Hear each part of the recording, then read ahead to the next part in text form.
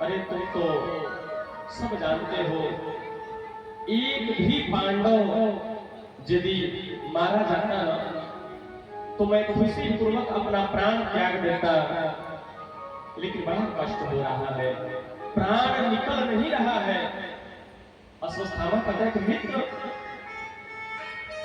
तुम चिंता मत करो,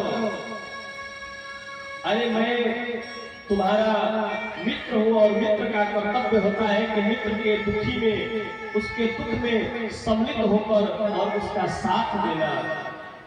मित्र यदि दुखी हो तो उसके दुख में सम्मिलित होना चाहिए, सुखी हो तो अपना चाहे कितना भी दुख हो लेकिन अगला मित्र सुखी है तो अपना दुख भूलकर उसके सुख में सम्मिलित होना चाहिए। अरे मित्र तुम चिंता मत करो, तुम पांचों पांडवों को मारने की बात कर रहे हो, उसमें सिर्फ एक का वध करने के लिए कह रहे हो ना? मैं एक का नहीं बल्कि मैं तुमको वचन दे रहा हूँ कि पांचों पांडवों का वध करके और प्रमाण स्वरूप उनके सर तुम्हारे समक्ष लेकर आऊंगा। ऐसा वचन उसने दुर्योधन को दे दिया। दुर्योधन प्रसन्न हुआ, अपने बहते हुए रक्त से अश्वत्थामा को राज्य तिलक कर दिया और बोला जाओ मित्र विजयी होकर वापस आना। कहते हैं महाराज अश्वत्थामा जब वहां से चला विचार करता है कि अरे पांचों पांडवों का मैं वध करूंगा तो करूंगा कैसे।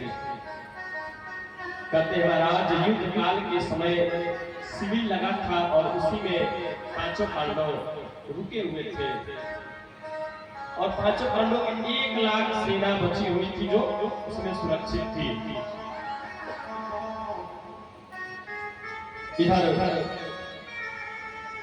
अश्वत्थामा रात्रि के समय चलता है तो मार्ग में एक उल्लू को देखा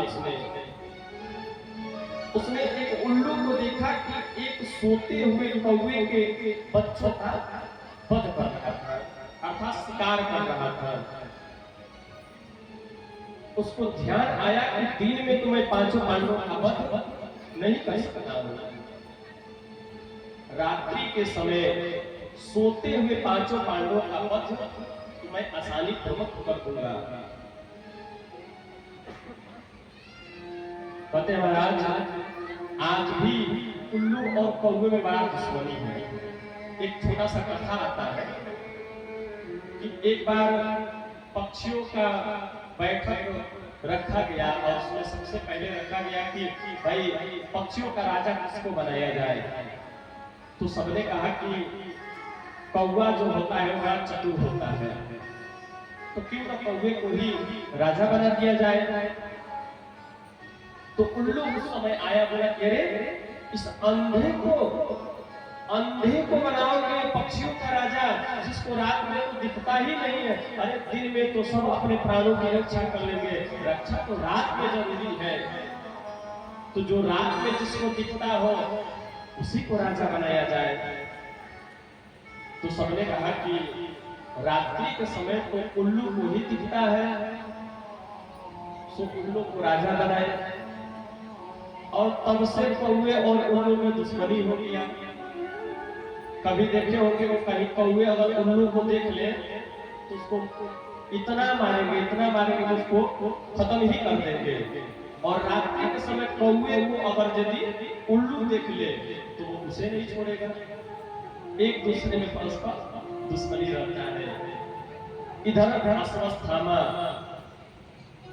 उल्लू को ही अपना गुरु बना लिया, सोचा कि रात्रि के समय जाऊंगा और पांचों पांडवों का वध करके उन सबका सर प्रमाण स्वरूप में लेकर चला आऊंगा। कहते महाराज अश्वत्थामा पांचों पांडवों के शिविर में प्रवेश किया जहां पर रखवाली के लिए भगवान शिव जी को लगाया गया था। तो भगवान शिव अंदर जाने के लिए मना किए। अश्वत्थामा कहता है कि मैं अमर हूं और यदि आप मुझे नहीं जाने देंगे तो मैं अपना वध कर दूंगा, आपके द्वारा दिया हुआ अमरत्व वरदान खंडित हो जाएगा। भगवान शिव न चाहते हुए उसको अंदर जाने दिए।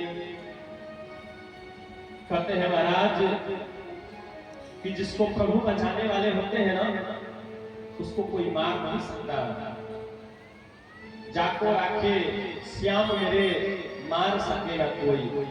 जिसको बचाने वाले श्री हरि होते हैं, उसका कोई वध नहीं कर सकता है। पांचों पांडव जहां पर सोए थे, भगवान पांचों पांडवों को वहां से उठाकर दूसरे स्थान पर ले जाकर सुला दिए। और जहां पर पांचों पांडव सोए थे, वहां पर पांचों पांडवों के बालक, जो देखने में एकदम पांचों पांडवों के जैसा ही दिख रहे थे, उनको लेकर सुला दिया। अश्वत्थामा